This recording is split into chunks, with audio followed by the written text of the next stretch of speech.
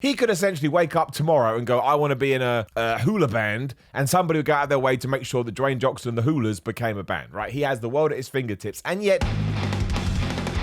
So I'm a motherboard a-hole here. It means I've got no hair and I just don't care. It makes me sound like an 8-year-old child, but deep down in my heart, sometimes that's how I feel. And really, that's how we all feel. Kind of ties in today's video because we're going to talk about human beings that are big, but maybe have fragile egos. That sounds far worse than I meant it to. We're going to talk about The Rock. And I'm sure you've seen this clip. It's quite old now. And really frustratingly, when I first saw it, I was going to do a video on it. And then I said to myself, oh, nobody wants to hear about that.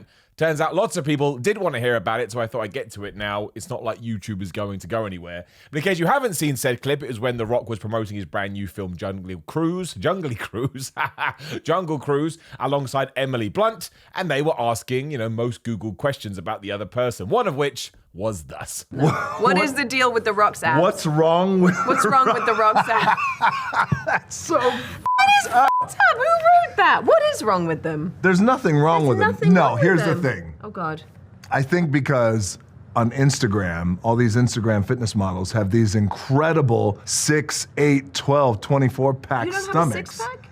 No, I got like a 5.5-pack. I tore in a wrestling match. I tore the top of my quad off my pelvis. It went bang in a wrestling match. And then what that did, that caused a chain reaction and it tore my abdomen wall. Now, if you are a frequent watcher of YouTube fitness videos, you will have seen some videos where people actually have talked about The Rock's abs before. So this has become a thing. It's become a Google topic because you look at him and he looks like he's, chiseled out of stone. That's like he's a big granite guy.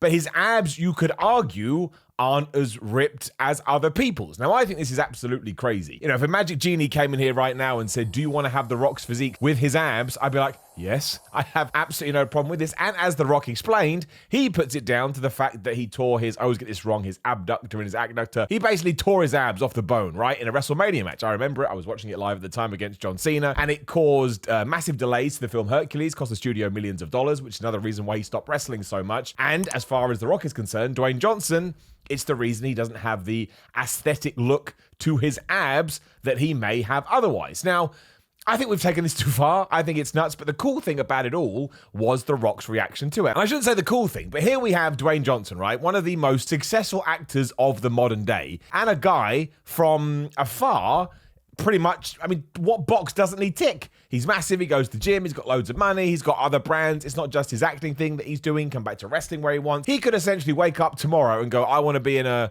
hula band, and somebody would go out of their way to make sure that Dwayne Johnson and the Hulas became a band, right? He has the world at his fingertips. And yet, here we are in 2021, and I'm sure whoever was putting the questions together thought, that would be quite funny, and it was quite amusing, but you can see in his face and you can see in his soul that it bothered him a little bit. And the reason it bothers him a little bit is that despite, gaining all of this success, and despite being this sort of, I can't even think of the right word, but human on human, like man on man, oh yeah, alpha male, go smash it affected him, and it made him a bit upset, and it's not something that he particularly likes to hear. And I can totally understand that. I want to get into what drugs is he taking and what does he do. The man works hard, right? The man works his ass off. You cannot fault him from that. His work ethic is absolutely incredible, and it's absolutely admirable, and if you want to be influenced by it, I'm sure you will get benefits from it as well. Hardest worker in the room and all that BS that he throws out there. But of course, there is something to that. But when you are putting all that effort into anything, and the reaction that you get in any walk of life is negativity, 9 times out of 10, you're going to be able to brush it off. But in that 10th moment, which is what I think happened to The Rock here,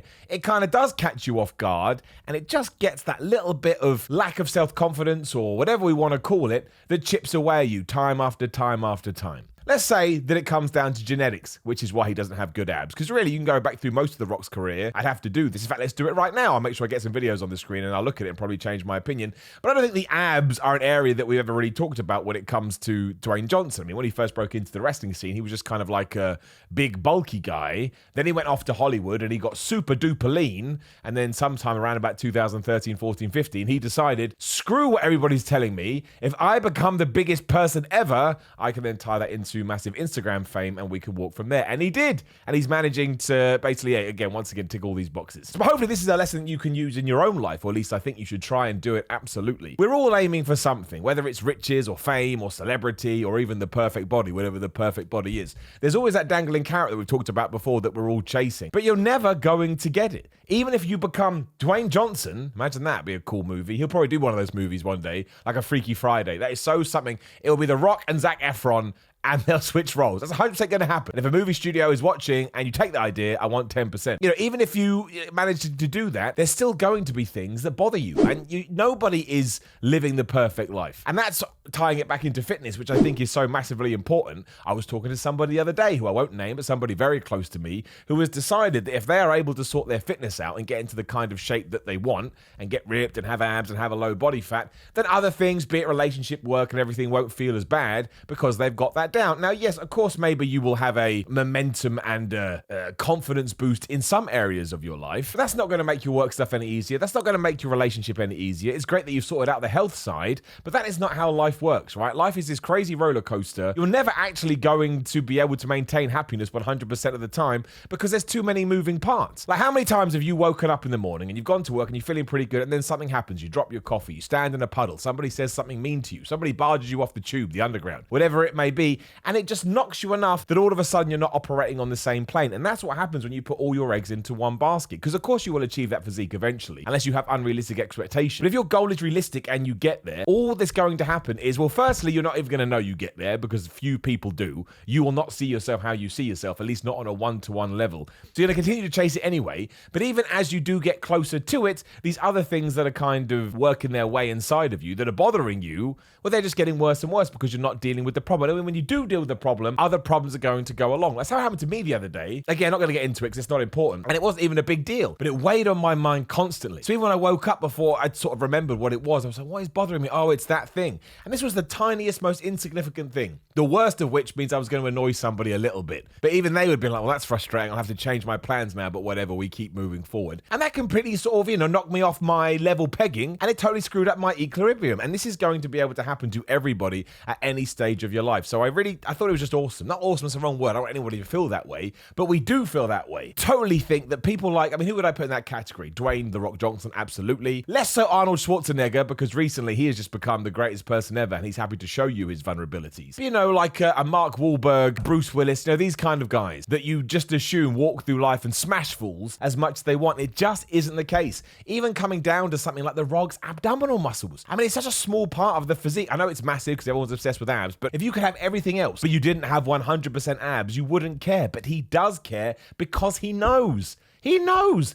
And I'm sure sometimes, be it with him looking in the mirror or other people asking him questions without realizing what they're doing, it has just created this uncomfortableness about the subject. And now he knows it's on Google and is basically, one of the most asked questions. It's why he laughs too. I bet it's why he laughs. He goes, ha, ha, ha, ha. Because deep down he's like, well, that's not very nice. Why are you making me cry sad water from my eyes? But I would just probably put it down to genetics. And I'm sure that injury did play a part. But again, we go through those pictures. I just had a look at some as well, even in 2011, which I'm pretty sure is the year before he tore it, because he came back in 2011, which means John Cena match 1 would be 2012.